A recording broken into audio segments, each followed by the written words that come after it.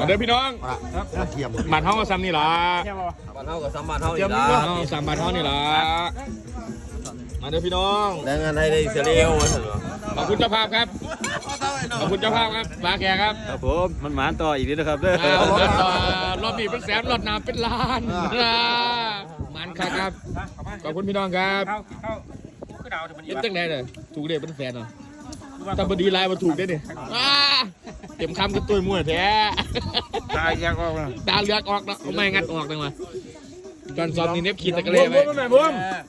ไปแม่ครับผมไปแม่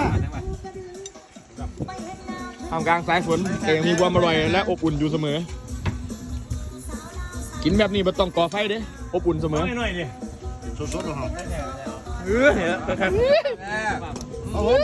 กินดิบปะกินได้ปะ